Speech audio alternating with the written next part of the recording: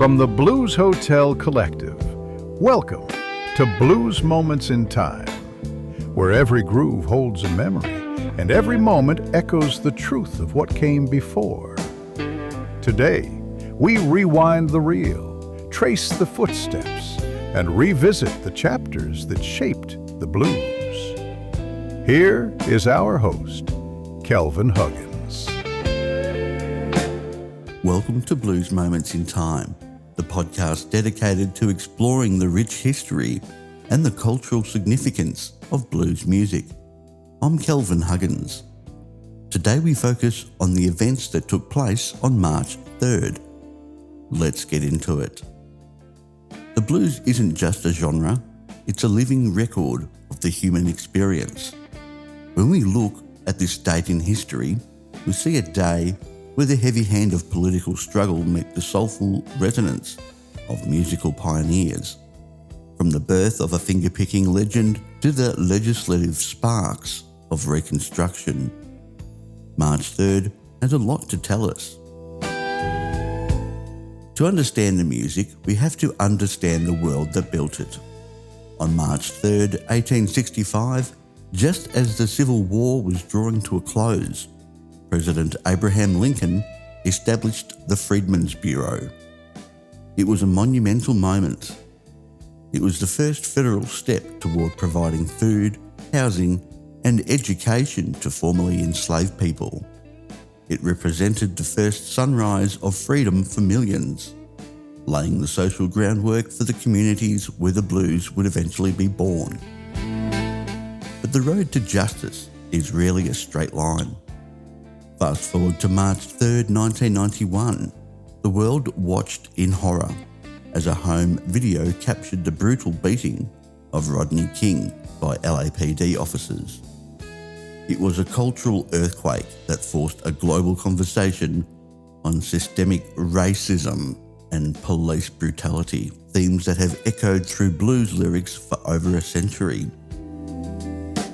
From the Delta to the city streets, the blues has always been the voice of those demanding to be heard.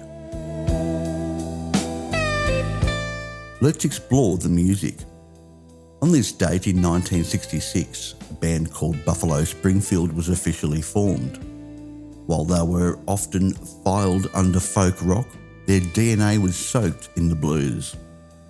With Neil Young and Stephen Stills at the helm, they captured the restless, protest-heavy spirit of the 60s.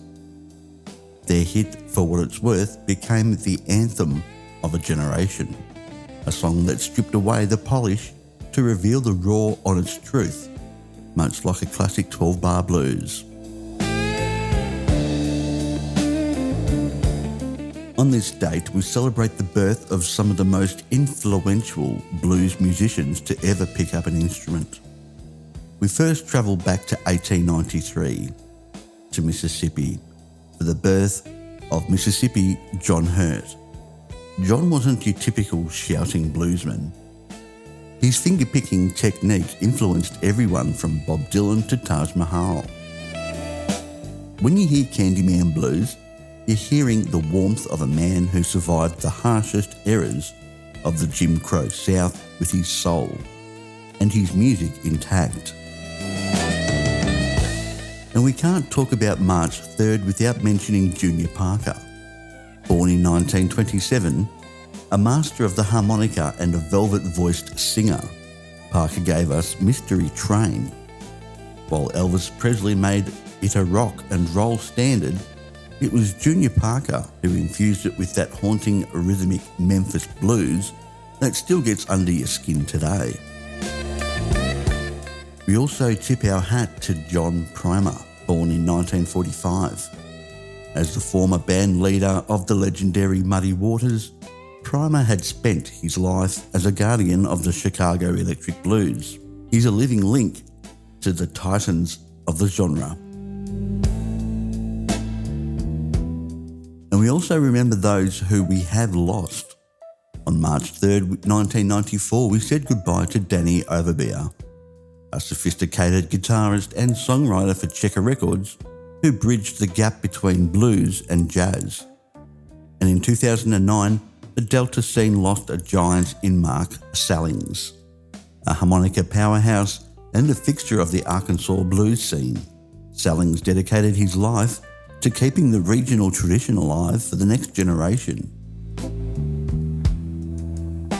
Looking back at March 3rd, we see a day defined by transition. Whether it was the transition from slavery to a difficult freedom, or the transition of a folk melody into a rock and roll anthem, this date reminds us that the blues is the thread that ties it all together. It's the sound of resilience, the sound of history, and the sound of the truth. Thanks for joining us for Blues Moments in Time. I'm Kelvin Huggins, and we'll see you at the next crossroads. Keep the blues alive.